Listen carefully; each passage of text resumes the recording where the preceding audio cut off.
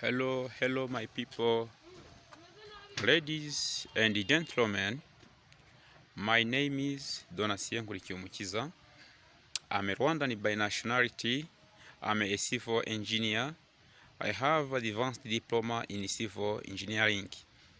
I'm managing director of Wasco. It is a company that does many things relating to water services, construction, consultants, and also I have an innovation of fabricating interlocking blocks.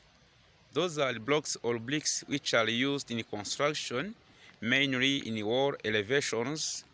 Also, those bricks or blocks are used without cement and without sand.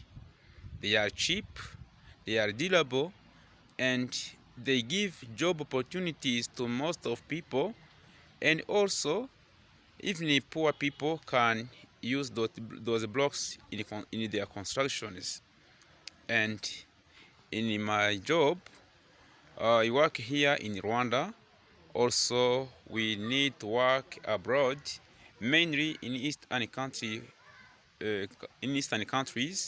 Tanzania, Uganda, Kenya, or also in the Republic Democratic of Congo.